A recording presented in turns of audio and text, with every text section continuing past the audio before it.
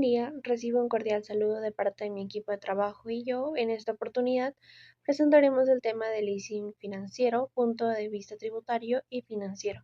En este caso, mi equipo de trabajo está conformado por Tito de la O, Luis Miguel, Tomás Porta, Brigitte Viviana y mi persona Toribio Quiñones Margaret Liliana. Partiremos hablando sobre el punto de equilibrio operativo y financiero, eh, explicando un poco más sobre el punto de equilibrio operativo como primer punto. Esto se define como el nivel de actividad, expresado ya sea en unidades físicas o en términos monetarios, en el cual la utilidad operativa es igual a cero.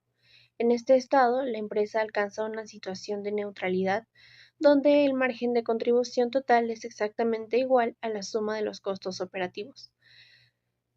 Eh, Continuando. El punto de equilibrio operativo en unidades físicas se determina mediante la relación entre los costos fijos operativos y el margen de contribución unitario, donde ésta es igual al precio de venta unitario menos el costo variable unitario. Después tenemos el punto de equilibrio operativo en términos monetarios. En este caso se calcula aplicando el ratio de margen de contribución sobre ventas a los costos fijos operativos. Segundo punto tenemos el punto de equilibrio financiero. Este representa el nivel de utilidad operativa requerida para cubrir la totalidad de los costos financieros fijos, de tal manera que el beneficio antes de impuestos sea nulo. A diferencia del punto de equilibrio operativo, el punto de equilibrio financiero no depende del volumen de producción, sino de la estructura de capital y las obligaciones financieras contraídas por la empresa.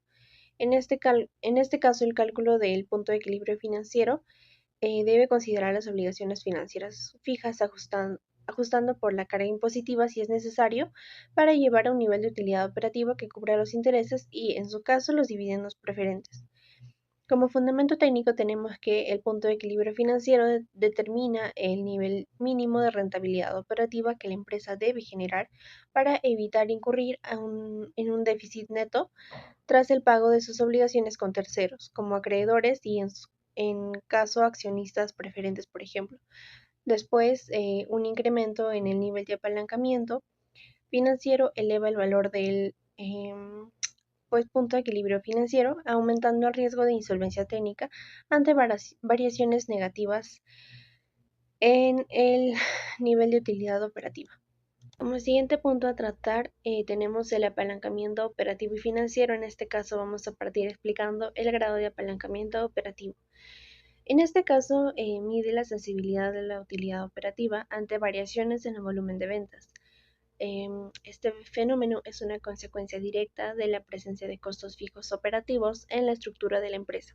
También cabe mencionar que es la relación porcentual entre el cambio en la utilidad operativa y el cambio porcentual en las ventas.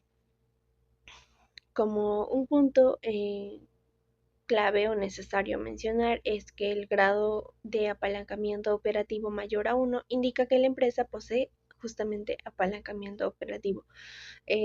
A mayor proporción de costos fijos respecto a los variables, mayor será el grado de apalancamiento operativo, lo que implica que ante incrementos en el volumen de ventas, la utilidad operativa crecerá de forma exponencial, pero también implica una mayor volatilidad. Ante caídas en las ventas, la utilidad operativa va a disminuir de manera drástica. Como último punto a mencionar tenemos el grado de apalancamiento financiero, el cual mide la sensibilidad de la utilidad por acción ante variaciones en la utilidad operativa. Este efecto se origina por la presencia de cargas financieras fijas, como intereses por deuda, en las estructuras de capital. En otras palabras, es la relación porcentual entre el cambio de la utilidad por acción y el cambio porcentual en la utilidad operativa. Representa también la medida en que los accionistas utilizan capital de terceros para poder financiar sus operaciones. Asimismo, cabe resaltar que un grado de apalancamiento financiero mayor a 1 indica que la empresa utiliza deuda. Cuando el rendimiento de la inversión financiada con deuda supera el costo de dicha deuda, la utilidad por acción aumenta de manera significativa.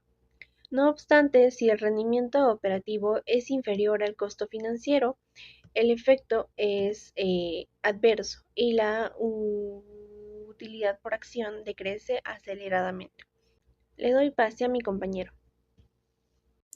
Para continuar con la exposición, yo les hablaré sobre el apalancamiento total, que en este caso, en sus siglas GAT. El apalancamiento total es el efecto combinado de apalancamiento operativo y el apalancamiento financiero sobre las utilidades de una empresa. Mide cuánto cambia la utilidad por una acción, o el UPA, o utilidad neta o la utilidad neta cuando cambian las ventas, ¿no?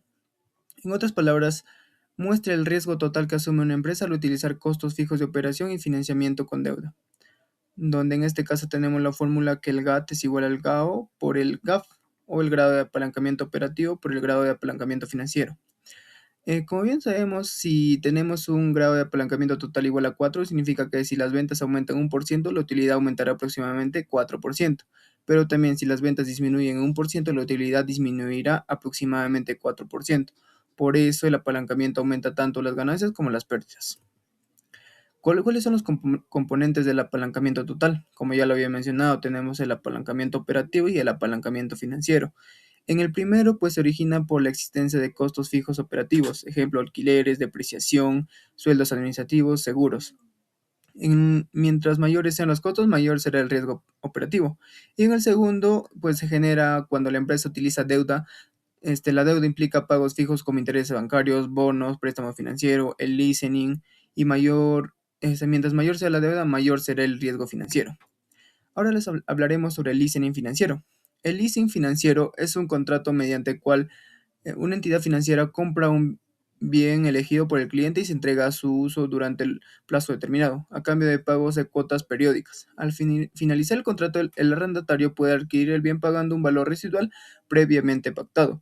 Es una forma de financiamiento muy utilizada para adquirir activos sin desembolsar todo el dinero al inicio. Y acá están las diferencias de leasing financiero y préstamo. Como bien sabemos, un leasing, el banco compra el bien, existe opción de compra, el bien pertenece inicialmente al banco, puede ofrecer ventajas tributarias. Y el préstamo puede ser cliente, compra directamente, no existe una opción de compra, el bien pertenece al cliente y menores beneficios tributarios. Como siguiente punto, el análisis de comprar o arrendar, pues nos dice que el análisis de comprar o arrendar, o sea, leasing es una herramienta de revaluación financiera que permite determinar cuál alternativa resulta más conveniente para una empresa al momento de adquirir el uso del activo fijo, como maquinaria, vehículos, equipos tecnológicos o inmuebles. La decisión consiste en comprar los costos, beneficios, riesgos y efectos financieros, ¿no? En este caso, pues el objetivo del análisis pues, es determinar la alternativa de menor costo, presentar la liquidez de la empresa, optimizar el flujo de caja, evaluar beneficios tributarios, reducir riesgos financieros y tecnológicos y mejorar la rentabilidad empresarial, que es lo más importante en todo caso. Y hay varios métodos de evaluación financiera. Como primer punto tenemos el valor presente neto, pues nos dice que se descuentan todos los flujos futuros al valor actual. Como bien sabemos, el BPN pues es la sumatoria de todos los flujos descontados menos la inversión inicial. Como segundo punto tenemos el costo anual equivalente o el CAE. Convierte los costos en pagos anuales comparables. Es útil para las alternativas y tienen distinta duración. Y dice, pues, flujo de caja descontado. Analiza todos los ingresos y egresos futuros considerando el valor del dinero en el tiempo. Continuando con la exposición, hablaremos sobre el arrendamiento financiero, en donde el arrendamiento financiero o leasing es un contrato mediante el cual una entidad financiera adquiere un bien y cede su uso a un cliente a cambio del pago de cuotas periódicas. Al finalizar el plazo, el cliente tiene la opción de comprar el activo por un valor residual. ¿Cómo funciona? Esto es una operación de financiamiento a mediano o largo plazo donde intervienen dos partes, que es el arrendador y el arrendatario.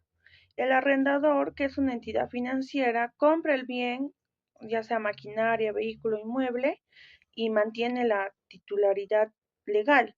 El arrendatario, que es el cliente, utiliza el bien y asume los riesgos, los beneficios y costos de mantenimiento. Ahora hablaremos sobre las características en donde son, por ejemplo, las opciones al final del contrato, que es al terminar el plazo, el cliente puede ejercer la opción de compra pagando una cuota pactada inicialmente, o sea, renovar el contrato o devolver el activo. La contabilidad y riesgos que transfiere sustancialmente todos los riesgos y beneficios inherentes a la propiedad. Por ello, contablemente el cliente suele registrar el activo en su balance y aplicar depreciación. La garantía. El mismo bien sirve de garantía durante el periodo de contrato. Las ventajas. Permite financiar hasta el 100% de la inversión inicial sin descapitalizar la empresa. También protege la capacidad de endeudamiento general del cliente, ya que la operación está respaldada por el bien. Ofrece beneficios tributarios en muchos países, permitiendo la deducción de los intereses y la depreciación del activo como un gasto operativo. Ahora hablaremos sobre el leasing como opción de financiamiento. Esto es una excelente herramienta para obtener liquidez inmediata. Consiste en vender un activo fijo propio, como un local, maquinaria o vehículos, a una entidad financiera, simultáneamente firmar un contrato de alquiler para seguir utilizándolo sin interrupciones a las operaciones, ¿no? ¿Cómo funciona el leaseback? El paso 1. El propietario de un activo o de un bien se lo vende a una entidad financiera. El paso 2 es luego firma un contrato de arrendamiento financiero con esa entidad. El paso 3 es lo sigue usando con fines comerciales u operativos mediante el pago periódico. Ahora las ventajas son el capital de trabajo, la continuidad operativa y los beneficios tributarios. El capital de trabajo convierte activos inmovilizados, o sea, inmuebles o equipos en efectivo para invertir en la empresa o reestructurar deudas. La continuidad operativa no se pierde la posesión ni el bien ni el uso del bien. Los beneficios tributarios permiten la deducción de los pagos de alquileres, cuotas como gasto operativo y el crédito fiscal del IVA. Los riesgos y consideraciones son el costo financiero, que son los intereses suelen ser comparables a otras deudas, por lo que debes evaluar si la rentabilidad de usar esa liquidez supera el costo de las cuotas. La titularidad, que es jurídicamente el banco se convierte en el propietario del bien hasta que finalices el contrato y ejerzas la opción de compra. Gracias.